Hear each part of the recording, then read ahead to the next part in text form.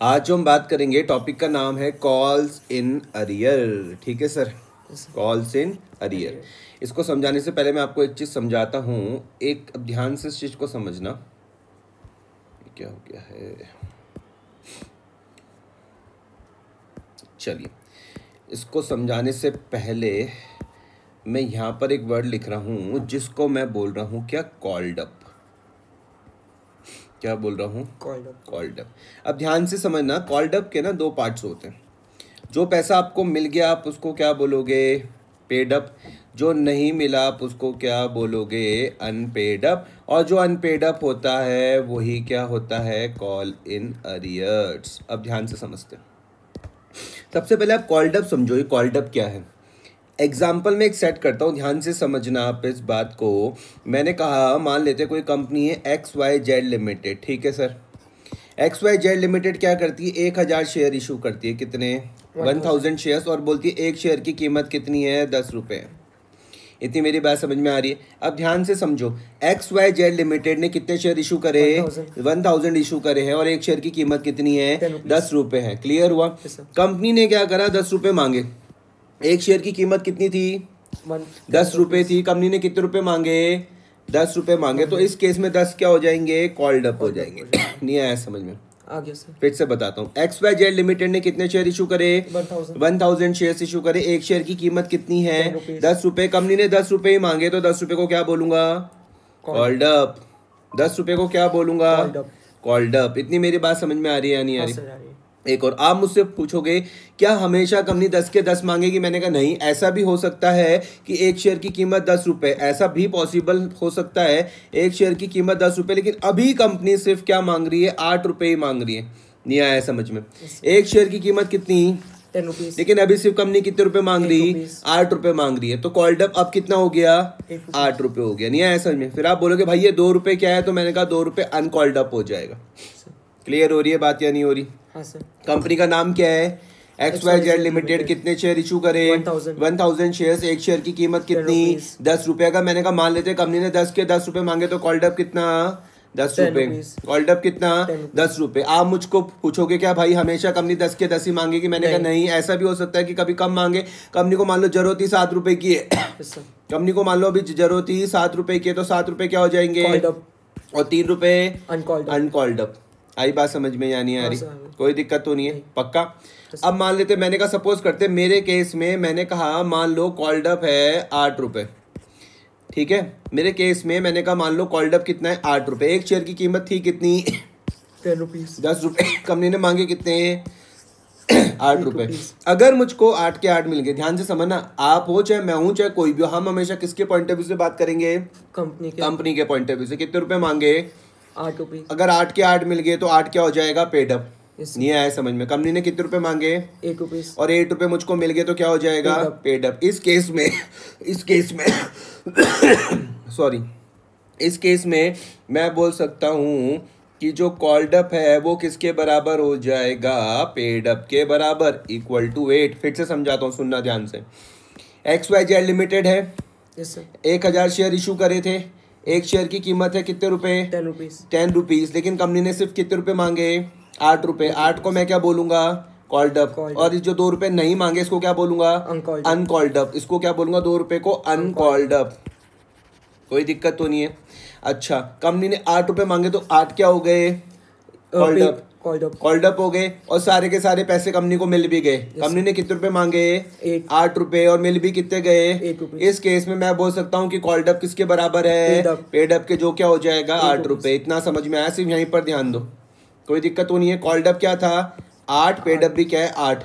एक और केस, अब सुनना ध्यान से। कंपनी ने मांगे कितने, 8 रुपीज, सिर्फ मिले कितने, 6 रुपए मिले कितने, 6 रुपीज मिले। तो जो नहीं मिले वो क्या हो जाएगा, call in arrear.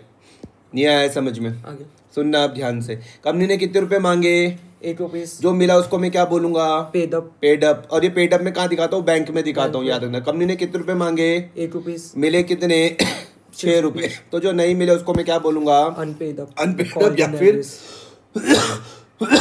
Call in arrear. कोई दिक्कत तो नहीं है। अब सुनो ध्यान से जरा यहाँ पर। इस केस में मैं बोल सकता हूँ कि भैया जो मेरे पास जो कॉल्ड अप है वो किसके बराबर है, paid up plus call in arrears. नहीं आया समझ में? कॉल्ड अप कितना था? 8 रुपीज। पेड अप कितना था? 6 रुपीज। 6 रुपीज और 2 रुपए क्या हो गए? Call in arrear. समझ में आया? अगर मैं आपको सिर्फ यहाँ पे ध्यान देने के लिए बोलूँ called up equal to paid up equal to 8 तो आपको मेरी बात समझ में आएगी। अगर मैं दूसरे केस में आपको ध्यान देने के लिए बोलूँ तो आपको ये वाली बात भी मेरी समझ में आ जाएगी कि मैंने कॉल्ड अप को यहाँ पर paid up plus call in arrear के बराबर बताया है। कोई दिक्कत तो नहीं है? नहीं सर। समझ में आई बात? ये पूरी कहानी। अब हम बुक में चलते हैं भैया। तो कॉल इन अरियर्स में क्या लिखते हैं? It often happens that some share holders fail to pay the amount of allotment और call when it's due. Important है, ध्यान से समझना। सिर्फ किसके बारे में बात करी गई? अलॉटमेंट और कॉल मनी के बारे में। एप्लीकेशन के बारे में कहीं नहीं लिखा हुआ, देखो ध्यान से समझ लो। कॉल इन अरियर्स में क्या बोला हुआ? क्या? It often happens that some share holders fail to pay मतलब कंपनी पैसा मांग रही है लेकिन उन्होंने पैसा हमको नहीं दिया। किसका पैसा? अलॉटमेंट का पैसा और कॉल का पैसा। कब? जब वो ड्यू हुआ था। एप्लीकेशन की बात नहीं हो रही है। अब तुम मुझको बोलोगे, मान लो एप्लीकेशन का पैसा हमको कम मिले तो हम उसको अंडर सब्सक्रिप्शन बोलते पुराने लेक्चर रिवाइज करना। आ रही मेरी बात समझ में? तो कॉल इन अरियर्स क्या है? कंपनी ने पैसा मांगा, जब कंपनी पैसा मांगती है उसको हम क्या बोलते हैं? Called up. जब कंपनी पैसा मांगती है मैं उसको क्या बोलता हूँ? Called up. उसका जो पार्ट मुझको नहीं मिला उसको मैं क्या बोलूंगा? कॉल इन अरियर या फिर अनपेड अप। ठीक है, आप कॉल इन अरियर वर्ड इस्तेमाल करो। ठीक है, अब यहाँ पर कॉल इन अरियर कहाँ पर हो सकता है? आपने कहा कि भाई अलॉटमेंट पर हो सकता है, कॉल्स पर हो सकता है। क्लियर हो रहा? अलॉटमेंट और कॉल्स पर हो सकता है। तो मुझे बोलोगे भाई तुमने एप्लीकेशन क्यों नहीं लिखा? तो मैंने कहा वो अंडर सब्सक्रिप्शन का केस है। किसका केस है? अंडर सब्सक्रिप्शन सॉरी, जो हम पहले ही आपसे डिस्कस कर चुके हैं। समझ में आया? कॉल इन अरियर्स में फिर से पढ़ के देखते हैं। It often happens that some share holders fail to pay. तो मुझे बोलोगे इसको हाईलाइट कर दो। मैंने कहा ये लो, मैं इसको लाल से हाईलाइट कर देता हूँ। फेल्स टू पे। तुम बोलोगे अब मुझे थोड़ा बहुत समझ में आ रहा है कि कंपनी ने कॉल्ड अप तो किया, मांगा तो पैसा, लेकिन हमको नहीं मिला। किसका पैसा? अलॉटमेंट और कॉल का। कब? जब वो ड्यू हुई थी, व्हेन इट बिकम्स ड्यू। इसी को हम लोग क्या बोलते हैं? This is known as calls in advance. क्या बोलते हैं हम इसको? कॉल्स इन एडवांस बोलते हैं। कोई दिक्कत तो नहीं है? तो there are 2 methods to deals with the calls in arrear. अगर कॉल्स इन अरियर का केस हुआ तो कितने मेथड हैं? 2। इसके लिए भैया 2 मेथड हैं। कौन से मेथड? 2 मेथड। पहला वाला मेथड क्या बोलता है? Without opening calls in arrear account. वो बोलता है कि कॉल्स इन अरियर अकाउंट को ओपन मत करो।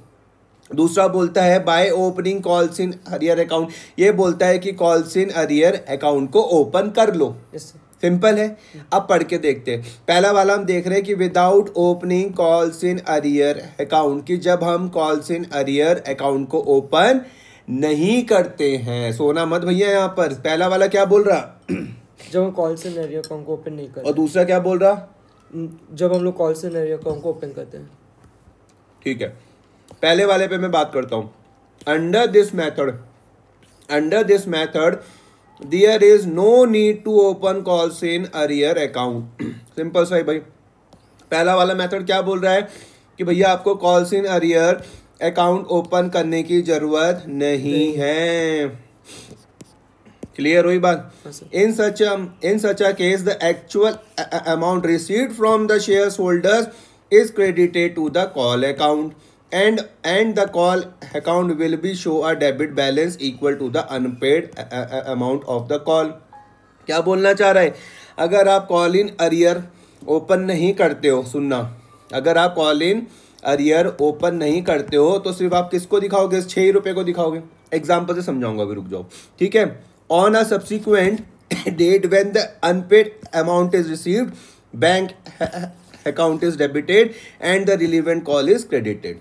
एक काम करता हूँ, एग्जाम्पल से समझाता हूँ। यहाँ पे समझो, यहाँ पे लिखा हुआ सपोज एक्स लिमिटेड। अच्छा पहले मुझको आप ये बताओ कि आपको कॉल इन अरियर तो समझ में आ गया ना? हाँ सर। ठीक है, एक्स लिमिटेड में ध्यान दो।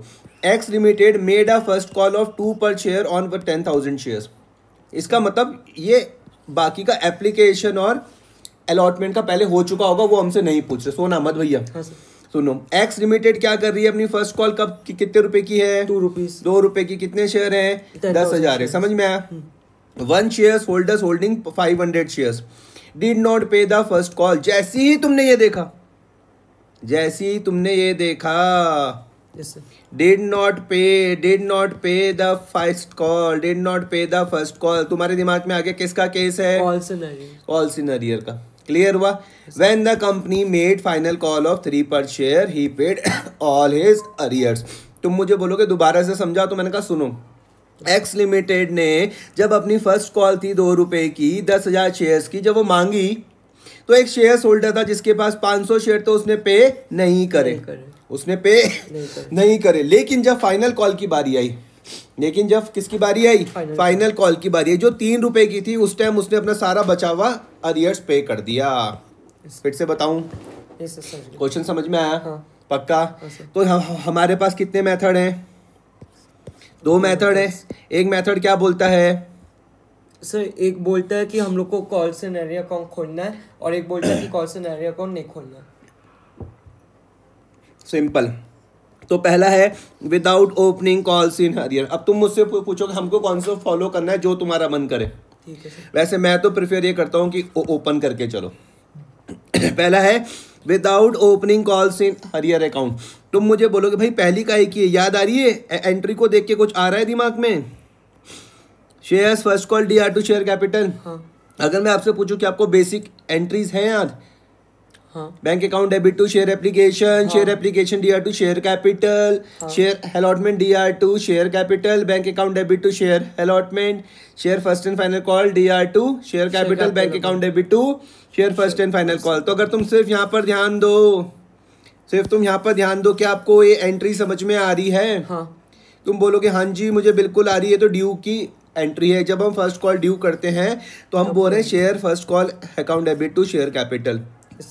सिर्फ यहाँ पर ध्यान दो, सिर्फ, और कहीं ध्यान नहीं देना। क्या आप मुझे बता सकते हो 20,000 कहाँ से आया? सर 20,000 कहाँ से आया बोलो? 500 मल्टीप्लाइड बाई 2। 500 मल्टीप्लाई बाई 2 तो 1000 होता है भाई। ये 20,000 कहाँ से आया बताओ? सर ये 20,500 सर जो फर्स्ट कॉल में अमाउंट देना था कितना था वो बताओ? ऑन मेकिंग फर्स्ट कॉल जब आप ड्यू कर रहे हो, एंट्री थी share first call DR to share capital, share first call DR to share capital. ये तो आपको समझ में आ रहा? हाँ। अब देखो 20,000 कहाँ से आया? सुनना ध्यान से। कितने रुपए मांगे थे कंपनी ने? मांगे 10,000 मल्टीप्लाई बाई 2 मांगे थे। नहीं आया समझ में? पर सर 500 शेयर थे। अरे नहीं, 10,000 टोटल शेयर्स थे। अच्छा। 500 तो वो थे जिन्होंने पैसा नहीं दिया। हाँ। नहीं आया समझ में? ये यहाँ पे देखो ना, हम सबसे लोग पहले तो कंपनी के कॉल्ड अप प्राइस था, से खोल लेंगे। जो कंपनी ने मांगे वो है भाई, ये जो कंपनी ने मांगे कंपनी ने कितने रुपए मांगे? कंपनी ने मांगे भैया 10,000 मल्टीप्लाई बाय 2, यही तो कॉल्ड अप है। यस सर समझ गया। यहाँ पर ध्यान दो, ये समझ में आया? अब ये 20,000 का चक्कर समझ में आया? अब इसमें से 500 ने पैसा नहीं दिया, तुमने कितने मांगे? 10,000 मल्टीप्लाई बाय 2, ये आपको समझ में आ गया? 500 ने पैसा नहीं दिया, तो कितनों ने दिया होगा पैसा? सर ये अगर मैं बोलूं भैया कंपनी ने 10,000 शेयर होल्डर से पैसा मांगा, 500 ने नहीं दिया, तो कितनों ने दिया होगा? 9,500 मल्टीप्लाई किससे कर दोगे? कितना आंसर आ रहा? 19,000। अब आपको ये समझ में आ जाएगा, bank account debit to share first call 19,000। सिर्फ यहाँ पर ध्यान दो, 2 मिनट सोचो। ये ड्यू वाली में ध्यान दो, 19,000 में ध्यान दो।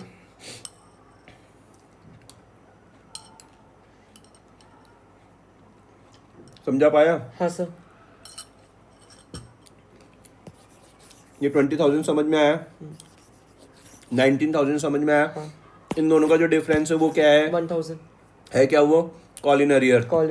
ये है समझ में? हाँ। कंपनी ने कितने रुपए मांगे? ये मांगे, मिले कितने? ये मिले।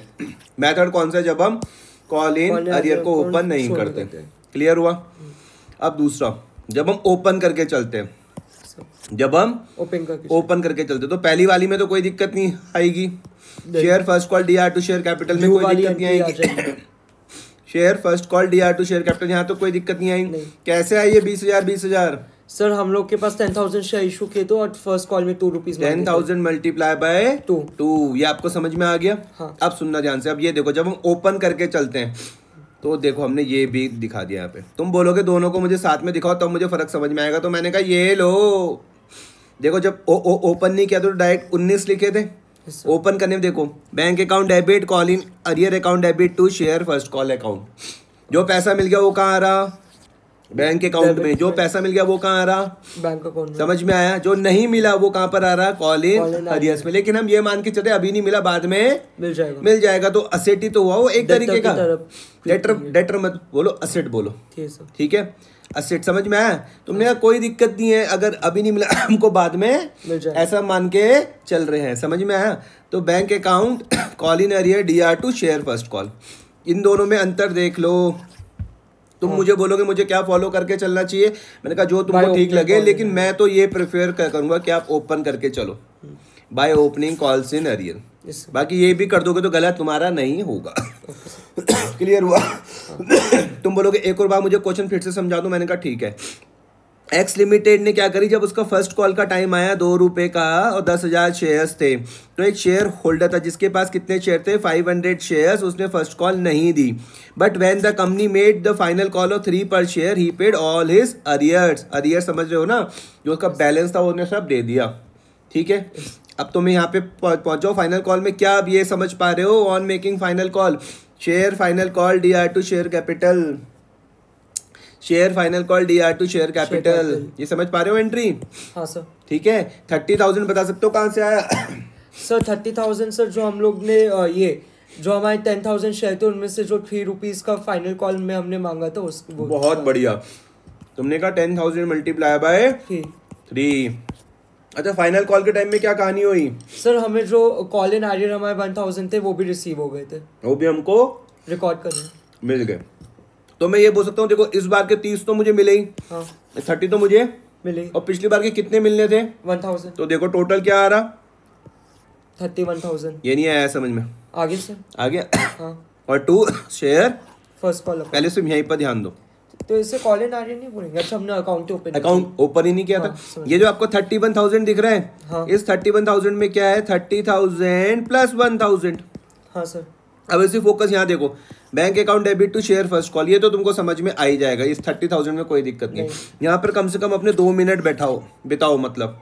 अब इसको सिर्फ इतना देखना है तुमको। जब तुम देखोगे ना, तुमको ये जो सिर्फ यहाँ से देखना है, ये पूरा ऐसे करके, मतलब सिर्फ यही वाला केस।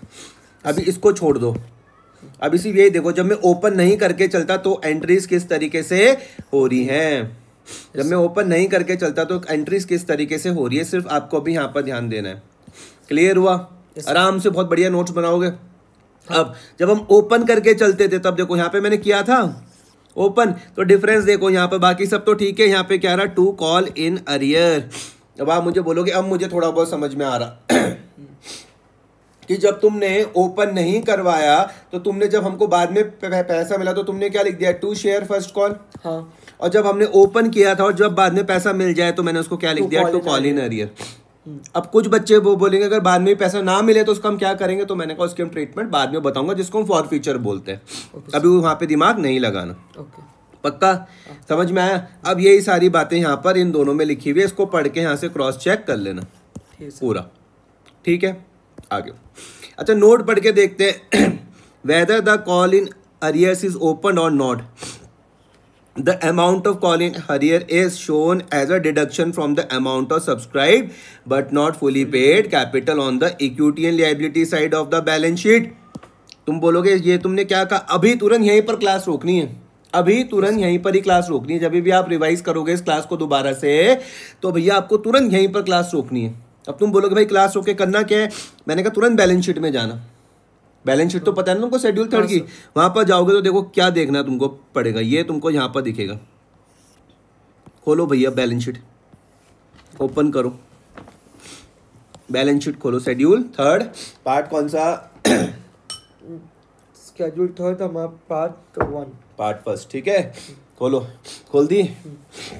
कहाँ जाने के लिए बोलता है? देखो वो बोलता है सुनना, चाहे आप कॉल इन अरियर ओपन करो चाहे ना करो, the amount of calls in arrear is shown as deduction from the amount of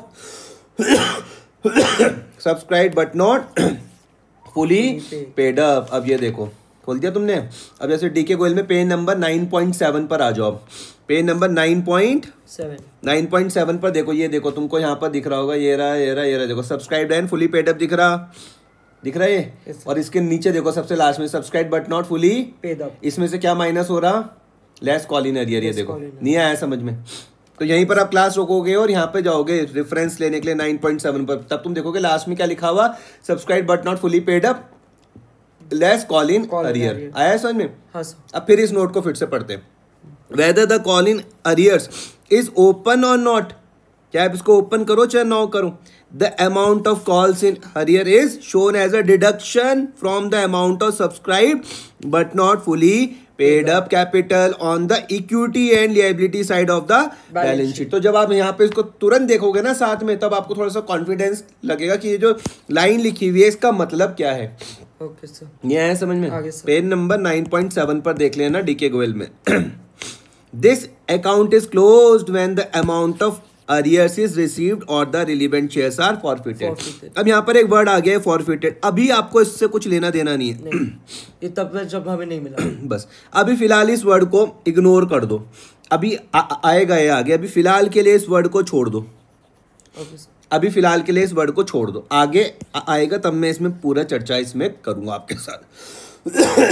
तो ये क्या, this account is closed when the amount of arrears is received, बस। और इस वाली चीज को भी यहाँ पे छोड़ दो बस। तुम बोलोगे हाँ हो तो गया, देखो पहले भले ही यहाँ पे हमने ओपन कर दिया था, जब पैसा हमको मिल गया तो हमने क्लोज भी तो कर दिया। यस सर, सिंपल सी बात है। हाँ। अभी ये वाली लाइन को आप यहाँ पर छोड़ दो अभी इसको, कि जब नहीं मिलेगा तो हम क्या करेंगे, अलग से मैं फॉरफीचर ऑफ शेयर्स में आपको समझाऊंगा। ओके सर, ठीक है सर। हाँ। इसी के साथ अब लगता हो टॉपिक है, फटाफट से इसको निपटा देते हैं आज। Interest on call in arrear, तुम्हें किसके पॉइंट ऑफ व्यू से समझना है? फर्म के, कंपनी के पॉइंट ऑफ व्यू से। फर्म तो आएगा ही नहीं है, फर्म नहीं आएगा भाई, इधर क्या आएगा, कंपनी। सबसे पहले तुमको कॉल इन अरियर्स तो समझ में आ रहा है। तो मुझे बोलोगे भाई कॉल इन अरियर्स में मुझे कोई दिक्कत नहीं है, तुमने रटा दिया कि जब कंपनी जो पैसा मांगती है उसको हम क्या बोलते हैं, कॉल्ड अप। जो कंपनी पैसा मांगती है उसको हम क्या बोलते हैं, sorry called up. Called up का जो पार्ट ना मिले उसको हम क्या बोलते हैं, कॉल इन अरियर। इतनी बात समझ में आ रही? तुम बोलो ये चार्ट तो मैं भूलूंगा नहीं, क्लियर हो गई? अच्छा अब देखो यहाँ पे ध्यान से, उस पे इंटरेस्ट के बारे में बात हो रही, समझना। तो मुझे ये बताओ कंपनी के लिए फायदा है कि नुकसान है? पढ़ के देखते हैं। The company is authorised to charge interest on calls in arrear at a specified rate mention in its articles from the due date to the date of actual payment. But if the articles are silent, table F of schedule 1st of the Companies Act 2013 shall be applicable, according to which interest shall be charged at a rate not exceeding 10% per annum. However, the directors have the right to waive the payment of such interest wholly or in part. इसको बिल्कुल अच्छी ढंग से दिमाग में बैठा लेना। एक नंबर में पूछा जा सकता है, ओरल में आपसे पूछा जा सकता है वाइवा के टाइम पर। क्या बोलता है कि क्या, पहला क्वेश्चन आ जाएगा, क्या कंपनी ऑथराइज्ड है इस कॉल इन अरियर पर इंटरेस्ट चार्ज करने के लिए? आंसर यस है कि नो है? यस आंसर है यस। ये देखो क्या लिखा हुआ, the company is authorised to charge interest on calls in arrear.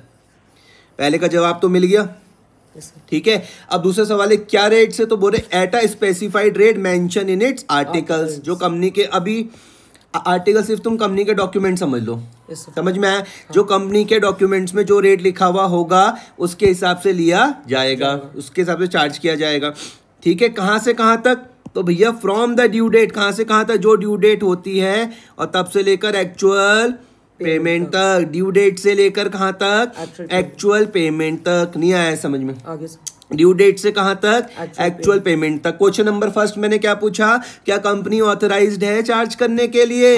तुम बोलोगे भैया बिल्कुल है। किस रेट से बोलोगे तुम? जो उसका स्पेसिफाइड रेट है, जो उसके आर्टिकल्स में लिखा हुआ।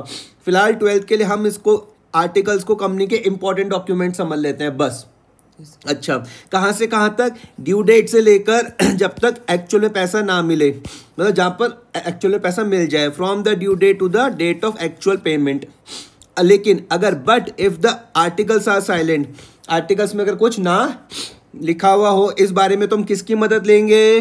कंपनीज एक्ट टेबल एफ की। किसकी मदद लेंगे? टेबल है किसका? Of schedule first of companies act. इसको ध्यान से समझ लो, समझ में आया? Table F of the schedule first of the companies act 2013 जो क्या बोलता है, shall be applicable according to which interest shall be charge at a rate not exceeding 10% per annum. समझ में आया? तो जो टेबल एफ है शेड्यूल फर्स्ट कंपनीज एक्ट 2013 का, जो टेबल एफ है schedule first of the companies act 2013 का, वो चार्ज करने के बारे में बात करता है, लेकिन बोलता है 10% से ज्यादा चार्ज नहीं करने मत करना। कोई दिक्कत तो नहीं है? नहीं सर। However, जो डायरेक्टर है कंपनी के हैव द राइट, उनके पास राइट है किस चीज का, कि वो वेव कर सकते हैं। वेव मतलब माफ कर सकते हैं, वेव मतलब माफ कर सकते हैं the payment of such interest Holi और इन अ पार्ट, या पूरा भी माफ कर सकते हैं और पार्ट में भी माफ कर सकते हैं। ये राइट किसके पास है? वेवर का डायरेक्टर्स के पास है। क्लियर हुई बात? इंटरेस्ट ऑन कॉल इन हरियर से कुछ भी एमसीक्यू बन जाए तो यहाँ से सॉल्व कर लोगे। हाँ। नोट्स बनाओगे पॉइंट वाइज बढ़िया से बनाना। चलो एंट्रीज देख लेते हैं। For the recording of interest on call in arrears as on the following. पहला, on making due on interest on call in arrears. समझ में आ गया? ये तो क्या है? अच्छा मुझको ये बताओ, interest on call in arrear company के लिए क्या है? फायदा, इनकम है। और इनकम में कहाँ दिखाता हूँ? N+ का रूल लगाता हूँ तो देखो क्रेडिट में आ रही है। yes, आया समझ में? कौन देगा? मेंबर्स देंगे। तो उनको मैं सेंड्री मेंबर्स बोल दूं। Okay sir. जिन्हें मेरा अगर इंटरेस्ट देना होगा मिलने क्या बन जाएंगे? सन्ड्री मेंबर, असेट्स बन जाएंगे। तो A+ का रूल लग जाएगा, उसमें N+ का रूल लग जाएगा। कोई दिक्कत तो नहीं है? नहीं। उसके बाद जब मुझको रिसीव्ड हो जाएगा इंटरेस्ट तो bank account debit to sundry members, तब मैं इसको क्या कर दूंगा? A- हो जाएगा, बैंक बैलेंस मेरा बढ़ जाएगा। यहाँ तक कोई दिक्कत तो नहीं है? अब क्योंकि interest on call in arrears, सुनना ध्यान से, सब चीजें तुम्हारे नोट्स में होनी चाहिए बिल्कुल ध्यान से। Interest on call in arrear कौन सा अकाउंट है? नॉमिनल। तो तुम मुझे बोलोगे तुमने हमें 11वीं में भी सिखा रखा, सारे के सारे नॉमिनल को हमको क्लोज करना पड़ता है। कहाँ पर? Statement of profit and loss में। तो तुमको क्लोजिंग एंट्री समझ में आ जाएगी। On transfer of interest on arrears to profit and loss account at the end of accounting period, interest on call in arrears DR to statement of profit and loss. कोई दिक्कत तो नहीं है? क्या मैं पहली वाली समझा पाया ड्यू की? हाँ सर। ये रिसीव्ड वाली समझे आप? हाँ। ये ट्रांसफर वाली समझे आप? हाँ सर। नोट्स आपको ढंग से बनाने। Yes sir. अगला टॉपिक है यूज ऑफ कैश बुक। देखो यूज ऑफ कैश बुक में क्या है? A cash book is prepare to record cash transaction. ये तो आपको पता ही है। तुम बोलोगे यहाँ से तो तुमने हमें 11वीं की याद दिला दी, चाहो तो तुम 11वीं की बुक जाके देख सकते हो। फिलहाल क्या बोल रहा है? कैश बुक भैया हम क्यों बनाते हैं? क्योंकि मुझे कैश की ट्रांजेक्शन को रिकॉर्ड करना होता है। If a student is asked to prepare a cash book in the question, क्या बोला गया? अगर तुम्हें कहा गया कि तुमको क्या बनानी है भैया? कैश बुक बनानी है क्वेश्चन में, तो entries for the cash transaction must be recorded in the cash book and those transactions which are not related with the cash are recorded in the journal. Simple सी बात है, समझ में आया? हाँ। सिंपल सी है कि जितनी भी कैश रिलेटेड जो एंट्रीज होंगी उसको कहां पर आप रिकॉर्ड करोगे? कैश बुक में। और बाकी को आप कहां पर रिकॉर्ड करोगे? आप जर्नल में। कोई दिक्कत तो नहीं है? अब तुम बोलोगे क्वेश्चन भी करवा दो, तो मैंने कहा चलो। चंद्रा लिमिटेड, ये लिमिटेड वर्ड देख के किसकी याद आ रही है? कंपनी। कौन सी कंपनी?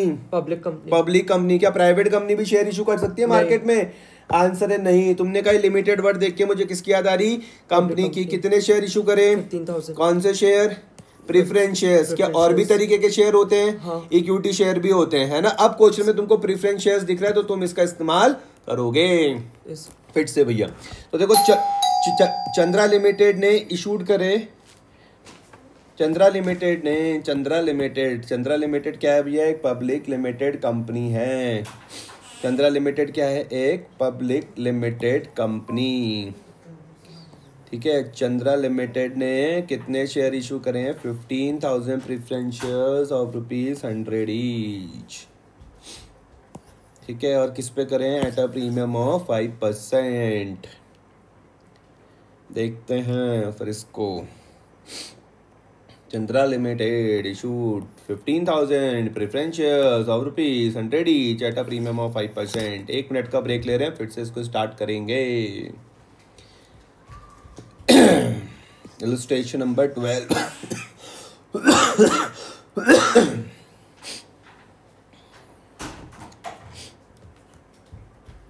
चलिए जी, फिर से यहाँ पे ध्यान देना। इलस्ट्रेशन नंबर 12 यहाँ पे लिखा हुआ है चंद्रा लिमिटेड। तुमने जैसे ही लिमिटेड वर्ड देखा तुमने पता लग गया भैया तो पब्लिक लिमिटेड कंपनी के बारे में बात हो रही है। इशूड करे गए 15,000 प्रेफरेंस शेयर्स। कितने भैया? 15,000 प्रेफरेंस शेयर्स। ठीक है, यहाँ पे मैंने पूछा और भी टाइप के शेयर्स होते? तुमने बोला हाँ भाई इक्विटी भी तो होते हैं। मैंने कहा ठीक है, एक शेयर की कीमत कितनी है? 10 रुपये। तो आप 15,000 मल्टीप्लाई बाय 100, तो आप समझ गए, सॉरी 10 नहीं 100। समझ में आया? कितने शेयर इशू करे? 15,000 प्रेफरेंस शेयर्स। एक की कीमत कितनी है? 100 ईच है, एट अ प्रीमियम ऑफ 5%। तुमने कहा 5%, तुमने सिखा रखा है कि हमेशा 5% किस पे कैलकुलेट करते हैं? Number of shares. बिल्कुल गलत जवाब। 5% हम हमेशा प्राइस ऑफ वन शेयर पर कैलकुलेट करते हैं। जो प्रीमियम तुमको दिख रहा है ना, 5% आप हमेशा प्राइस ऑफ वन शेयर पर करोगे। तो 100 रुपए का जब तुम 5% निकालोगे तो 5 रुपए आएगा। आया समझ में? यहाँ तक कोई भी दिक्कत जिसमें फिर से चर्चा करूं? चंद्रा लिमिटेड समझ गए, 15,000 प्रेफरेंस शेयर समझ गए, एक शेयर की कीमत 100 रुपए समझ गए, प्रीमियम 5% समझ गए। और प्रीमियम हमेशा किस पे इशू करते हैं, कैलकुलेट करते हैं? प्राइस ऑफ वन शेयर पर। यहाँ पे प्राइस ऑफ वन शेयर 100 रुपए है। पेमेंट किस तरीके से मिल रही है? तो देखो 25 रुपए किस में मिल रहे हैं? एप्लीकेशन में। 45 किस पे मिल रहे हैं? अलॉटमेंट में। 35 किस में मिल रहे हैं? फर्स्ट एंड फाइनल कॉल में। जरा ऐड करो, 25 प्लस 45 प्लस 35 ऐड करो। 105। अब सुनना ध्यान से, मैंने तुमको पुरानी क्लास में ये वाली बात बताई थी। अगर क्वेश्चन ना बताए कि प्रीमियम किसके साथ लेना है तो किसके साथ लेके चलोगे? अलॉटमेंट के साथ। कोई दिक्कत तो नहीं है? तुमने मुझे कहा कि भैया 25, 45 और 35, 25 प्लस 45 प्लस 35 का टोटल कितना आ रहा? 105 आ रहा है। ठीक है, application for 14,000 share were received. अरे ये क्या हुआ? एप्लीकेशन सिर्फ कितने के लिए आई? इसको देख के क्या तुम्हें कुछ चौंकाने वाली बात समझ में नहीं आई? हाँ सर, 15,000 थे 1,000। तो किस चीज का केस है सर? ये अंडर सब्सक्राइब। बहुत सही जवाब तुमने बोला है कि भले ही हमारी कंपनी ने कितने शेयर इशू करे, एप्लीकेशन कितने के लिए आई? तो तुमने मुझे बोला भैया किसका केस है? अंडर सब्सक्रिप्शन का है केस। किसका? Under subscription. और सब्सक्रिप्शन का मतलब मैंने क्या बताया था? How many application money are receive. तो इस टाइम तो कम है, तो अंडर सब्सक्रिप्शन हो गया। समझ में आया? अब तुम बोलोगे भाई ये हमारे किसी काम का नहीं है। हम क्वेश्चन किससे सॉल्व करेंगे अब? 14,000 से। 14,000 से। क्लियर हुआ? The application for 14,000 share were received and all were accepted. समझ में आया? All the money were duly received except the first and final call of 200 shares. तुमने जैसी ये लाइन पढ़ी, except the first and final call on 200 share, तुम्हें किसकी याद आ गई? किसकी याद आ गई? इससे हम लोग को कॉल इन अरियर। बिल्कुल, कॉल इन अरियर्स की आपको याद आ गई। तुमने कहा तो बच्चों वाला क्वेश्चन है। Give the necessary general entries and prepare cash book of the company. तुमने बोला ये हमको कैश बुक बनाने के लिए बोल रहे हैं। तो जब कैश बुक बनाने की बात आती है, तुम कैश वाली ट्रांजेक्शन किस में दिखाते हैं? Profit and loss. और बाकी सब किस में दिखाते हैं? नॉर्मल जर्नल में। नहीं, कैश बुक तुम जब कैश बुक के लिए तो कैश बुक बनाओगे ना। Cash book. ये है समझ में? आप सुनो, अब यहाँ पे कम से कम 10 बार दिमाग लगाना। 11वीं की तुमको याद आएगी। तुम बोलोगे कैश बुक हमने देखी हुई है, लेकिन कैश बुक का भी कौन सा column? Bank column. Cash book का भी कौन सा कॉलम? Bank column. तुम बोलोगे 11वीं में तुमने सिखाया था कि ये जो भैया इसमें काय का रूल लगता है? असेट्स का रूल लगता है या नहीं लगता? लगता है सर। बैंक क्या होता है? असेट होता है। ए प्लस कहाँ पर आएगा? डेबिट में। ए माइनस कहाँ आएगा? क्रेडिट में। पहले तो इतना ही दिमाग लगा लो बस। आगे समझ में? टी फॉर्म में बन रहा है। बैंक बैलेंस बढ़ेगा तो इस तरफ, कम होगा तो इस तरफ। आई बात समझ में? बैंक बैलेंस बढ़ेगा तो कम होगा तो क्रेडिट में। इस तरफ। कोई दिक्कत तो नहीं। अब मुझे बताओ पहली एंट्री क्या आती है? सर पहले तो हमारा बैलेंस आता है। एंट्री पहली कौन सी आती है? प्रेफरेंस शेयर्स का है। हाँ, कौन सी एंट्री आती है पहली? नॉर्मल एंट्री में। इस क्वेश्चन को देख के बताओ ना, पहली एंट्री कौन सी बनेगी? सर पहले तो ये इसका इशू का बनेगा सर। हाँ बताओ। प्रेफरेंस शेयर का अकाउंट डेबिट होगा तो एंट्री बोलो, एंट्री बोलो भाई। एंट्री जनरल एंट्री पूछ रहा हूँ मैं आपसे। सर इसमें हो जाएगा ये शेयर अलॉटमेंट अकाउंट डेबिट। ये तुमने bank account debit to share allotment account. उसके बाद होएगा सर हमारे। रुक जाओ, कूल रो। इस चैप्टर में महारत हासिल करने का एक ही तरीका है, रिवीजन प्लस प्रैक्टिस। जितनी बार रिवीजन और प्रैक्टिस करोगे उतना ज़्यादा चैप्टर आपका बढ़िया होएगा। अगर आपको ध्यान हो तो मैंने एप्लीकेशन के लिए बताया था, सबसे पहले क्या होती है? रिसीव्ड। फिर क्या होती है? ट्रांसफ़र। याद आ रहा? सबसे पहले किसकी आती है? रिसीव्ड की, फिर कहीं की आती है ट्रांसफर की। अलॉटमेंट के लिए मैंने क्या बताई थी, पहले हम क्या करते हैं, ड्यू करते हैं, उसके बाद क्या होती है, रिसीव्ड होती है। फिर कॉल्स के लिए भी सेम मैंने बताई थी, पहले हम क्या करते हैं, ड्यू करते हो, फिर क्या होती है। अब मुझे बताओ क्या बनेगी एंट्री पहली।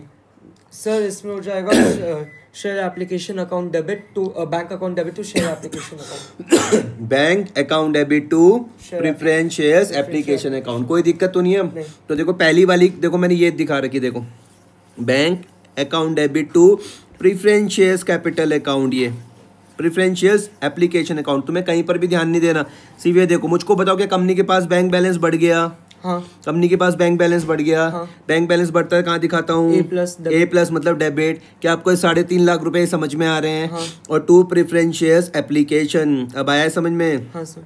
अब तुम मुझे पूछोगे क्या ये मैं एंट्रीज में दिखाऊंगा, आंसर है नहीं। जब आप कैश बुक बना के चल रहे हो तब आप इसको एंट्रीज में नहीं दिखाओगे, लेकिन आपको बैक एंड में आपको एंट्रीज पता होनी चाहिए। समझ में। दूसरी क्या बनेगी, ये पहली वाली तो समझ में आ गई, दूसरी बताओ सर। फिर आएगा सर, तो preferential allotment account debit to bank account debit to preferential. बिल्कुल गलत एंट्री, बिल्कुल गलत एंट्री। पहली तुम भैया रिसीव्ड की थी, दूसरी ट्रांसफर की नहीं आएगी। पहली थी bank account debit to share application, याद आ रही है। दूसरी थी share application DR to share capital. बार बार प्रैक्टिस करो, बार बार, ये चैप्टर आसान नहीं है, नहीं है, नहीं है। तो देखो ये लिखा हुआ मैंने, preference shares application DR to preference shares capital 350 और 350। अब आया समझ में, मतलब दोनों काम साथ में करके चलने पड़ेंगे। पहले तुमने ये लिखा, इतना समझ में आया, फिर दूसरी आपने ये लिखी, ये आपको समझ में आ गया, पक्का। अब तीसरी बताओ, तीसरी क्या होती है सर। फिर हो जाएगा हमारे पास ये अलॉटमेंट का हो जाएगा हमारे पास ये bank account debit to share allotment. बिल्कुल गलत आंसर। अलॉटमेंट पहले ड्यू होता है मेरे भाई, अलॉटमेंट पहले ड्यू होता है, फिर रिसीव्ड होता है। सबसे पहले आप ड्यू की डालोगे, सबसे पहले ड्यू की आएगी अलॉटमेंट में। क्या होती है entry, share allotment account debit to share capital, और इस बार सिक्योरिटी प्रीमियम भी है, तो टू सिक्योरिटी प्रीमियम। क्लियर हो रही है। Preference shares allotment account debit to preference shares capital to security premium reserve. यहाँ पे ध्यान दो सिर्फ, इतनी बात समझ में आ रही है। Preference shares allotment DR to preference shares capital to security premium reserve. यहाँ तक देखो, बस सिर्फ यहाँ पर ध्यान दो। ये ड्यू वाली है, समझ में आई आपको। Preference shares allotment DR to preference shares capital to security premium reserve क्या होती है, पहले ड्यू होती है, पहले यही आएगी, हाँ। समझ रहे हो, दोनों चीजें साथ में बनानी पड़ेंगी। Preference shares allotment DR to preference shares capital to security premium, समझ पा रहे हो। हाँ। 6,30,000 समझ में आया आपको, 5,60,000 समझ में आया, 70,000 समझ में आया। हाँ, बताओ फिर मुझको बताओ 6,30,000 कहाँ से आया सर। 6,30,000 हमारे ये हो गए जो अलॉटमेंट के टाइम हमें मिलने कितना था, कितना था प्रीमियम ऐड करते हुए। ये ड्यू की एंट्री हम लोग के 14,000 शेयर्स थे, उसे मल्टीप्लाई कर देंगे। हम लोग का कितना शेयर था अलॉटमेंट के टाइम, प्राइस क्या था अलॉटमेंट का टाइम था भाई 45, तो 45 से मल्टीप्लाई कर देंगे तो 6,30,000। ये समझ में आ गया। हाँ। अब ये बताओ 560 कहाँ से आया सर। 560 हमारे पास अलॉटमेंट का प्राइस है, और फिर 14,000 14,000 था ना। हाँ, 14,000 मल्टीप्लाई बाय 40। हाँ, करना जरा 14,000 मल्टीप्लाई बाय 40, देखो क्या आ रहा आंसर, 5,60,000 समझ में आ गया। हाँ। और ये वाला कहाँ से आ जाएगा, 14,000 मल्टीप्लाई बाय 5। ठीक है, अब इसके बाद कौन सी बनती है एंट्री, ये तो ड्यू की हो गई। हाँ, इसके बाद रिसीव्ड की क्या बनेगी सर, उसका बनेगा bank account debit to share allotment account. तो ये देखो वो ये रहा, ये बैंक वाली तो तुमने देखा ना, बैंक अकाउंट तुमने बोला जब हम तो बैंक बना रहे हैं तब तो इसी तरीके से होगी। सबसे पहले अपने अमाउंट 36 समझ में आ गई, और टू प्रेफरेंस शेयर्स अलॉटमेंट, कोई दिक्कत तो नहीं है। एंट्री क्या बन गई, bank account debit to preference shares allotment, bank account debit to preference shares allotment, bank account debit to preference shares allotment. ठीक है, उसके बाद कौन सी हो जाएगी, देखो share first and final call की, share first and final call DR to preference shares capital, ये समझे आप। Share first and final call DR to preference shares capital, ये समझ गया।